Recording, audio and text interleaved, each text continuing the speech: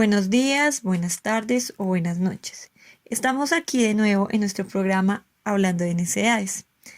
¿Por qué necesidades? Porque son temas complejos e interesantes que muchos los ven como simples o simples tonterías. Bueno, el día de hoy tenemos un invitado. Su nombre es Juan Pablo Razo. Es politólogo y ha hecho varias investigaciones en temas de política contemporánea. Así que buenos días, Juan. Buenos días Alejandra, buenos días oyentes. Debo de antemano comenzar con un agradecimiento. Gracias por invitarme a este programa. Hoy hablaremos de algo que hemos escuchado últimamente, que lo hemos escuchado en la televisión, en la radio, un concepto muy conocido, que es el populismo. Pero considero que muy pocos entienden qué es.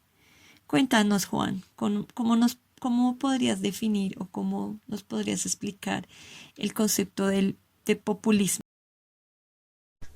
Bueno, Alejandra y oyentes, pues el término populista viene del latín populus, que significa pueblo. En sí, el discurso, la narrativa populista afirma que hay dos bandos, que en un lado está el pueblo y en el otro está una élite corrupta.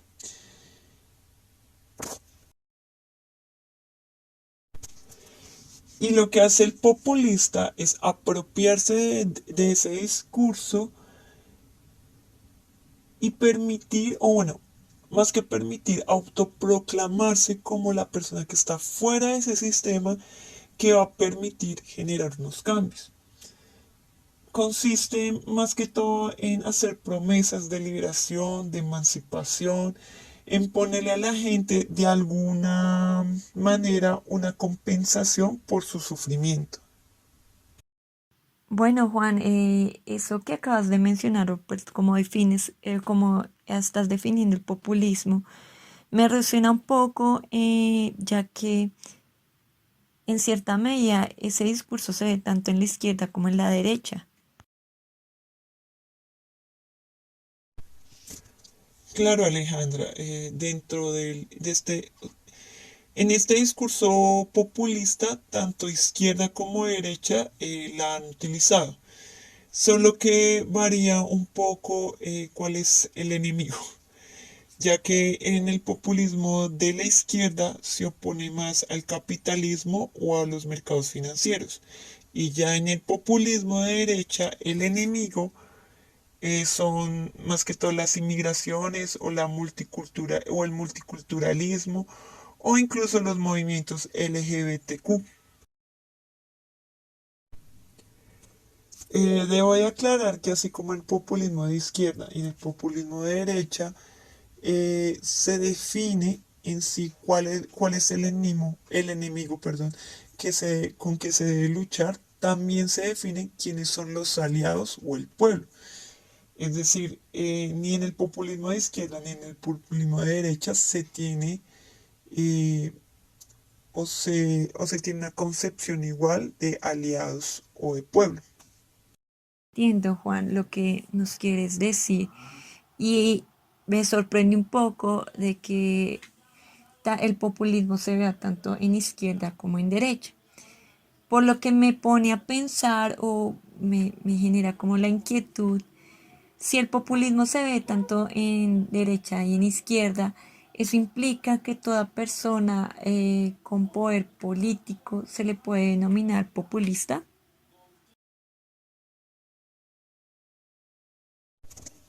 Muy buena pregunta, Alejandra. Y no, la respuesta es no. No todo agente político es un populista, porque no solamente se tiene que tener este discurso populista que ya había mencionado en cuenta, sino que le tenemos que adicionar el carisma. El carisma permite que esa persona que usa ese discurso populista mueva masa, mueva grupos de personas. Y eso lo hace a través de las emociones, de el sentir que las personas se sienten identificadas con ese discurso y que esas personas también legitimicen esa narrativa, porque sin líder, perdón, porque sin la persona populista no puede ser una persona populista sin ese movimiento, sin ese grupo que lo apoye, que lo valide, que lo legitimice. De hecho, dentro de las investigaciones o lo que se ha investigado el populismo, se ha estructurado tres modelos de relato en el populismo.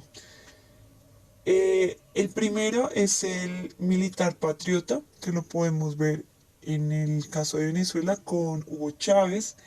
El segundo es el dirigente social, que lo podemos ver en Bolivia con Evo Morales. Y por último, estaría el empresario exitoso, que lo vemos actualmente con el presidente Trump. Es interesante, Juan, lo que estás diciendo y siento que he aprendido bastante en este diálogo y también, pues valga la redundancia, los conceptos, las palabras se vuelven populares, pues ya todo lo consideramos, todo discurso político lo consideramos populista. Pero en realidad el populismo tiene una definición, unas características particulares. Pero aquí lo que quiero preguntar es, bueno, si este populismo mueve masas, genera como un liderazgo, ¿hay algún peligro con este movimiento populista?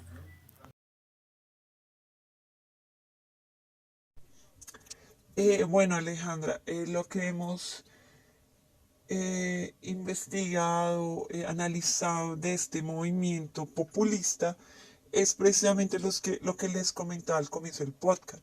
Es ese rol, esas dinámicas que se dan entre héroes y villanos, pongámoslos entre comillas, debido a que el líder populista es el único enunciador autorizado para la narrativa oficial. ¿Esto qué nos quiere decir? Que él es el que dice quién hace parte del pueblo o hace parte del antipueblo o del enemigo. Con esto podemos decir o podríamos concluir que el populismo eh, se debe administrar estratégicamente, día a día, momento a momento. ¿Por qué lo digo? Porque como se establece, el único que establece las fronteras es el líder populista y este líder es el que dice, bueno, quién está de nuestro lado y quién no está de nuestro lado. Es decir, esta frontera siempre va a estar en movimiento y maleable dependiendo de las circunstancias o de la relatoria que esté proponiendo este líder. Esto lo debemos de tener claro. El populismo no plantea una instancia superadora en la cual eliminaría la frontera entre pueblo y antipueblo, o entre pueblo y el enemigo. La desaparición de la élite marcaría también la desaparición del pueblo. No hay para ningún discurso populista una única élite a la que debería denunciar en todo momento y en todo lugar.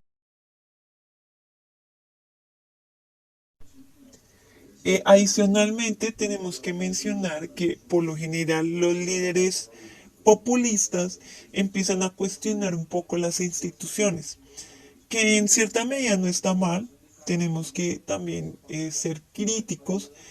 La cuestión es que esa eficiencia la empiezan a relacionar con que no se debe de tener, debería de eliminarse esa institución en particular o diferentes instituciones en particular. Y como ya había mencionado, por lo general, ese líder se autodenomina como el que debe de hacer el cambio, él es el que va a permitir ese cambio. Y muchas veces utilizan este medio discursivo para que ellos puedan tener o centralizar un poder en ellos, centralizar, capitalizar más el poder. Y esto ya generaría un peligro en la democracia. Bueno, con todo lo que hemos escuchado de ti decir frente a las dificultades o a las banderas rojas que hemos de ver en el populismo, eh, se podría decir que también en sí genera una mayor polarización, debido a que se generan esos roles muy marcados de quién está conmigo y quién no está conmigo. Y que evidentemente esto podría generar un cambio en el Estado o en cómo se maneja el poder. Por lo que ahora mi pregunta, bueno, voy a condensar en una pregunta dos o dos en una, es ¿qué es la democracia en sí y cómo se entendería un Estado social de derecho? Bueno, primero que todo, voy a responder qué es democracia. La democracia en sí se pregunta quién tiene el poder. Y esa pregunta se va a responder por medio de un proceso que es un proceso de votación, de elección. En ese proceso de elección de votación es el pueblo el que elige el mejor representante o el que representa sus intereses. Ahí es cuando dice el pueblo, esa es la persona que yo quiero que administre el poder en un país, en un territorio determinado. Ya el Estado Social de Derecho lo que hace o tiene un énfasis en la protección de los derechos fundamentales, en respetar esos derechos que se han logrado. Y no solo eso, en, también en el reconocimiento de nuevos derechos y libertades. Bueno, Juan, pues ya se acabó el tiempo, pero debo decir que fue una conversación muy amena, una conversación donde fue muy fructífera, dio un panorama bastante amplio de cómo se puede relacionar los movimientos, el poder, cómo puede afectar, puede generar un cambio y no, las puertas abiertas aquí en el podcast. Entonces, para los oyentes y para todos, hasta aquí llegamos y nos veríamos ya en el próximo capítulo.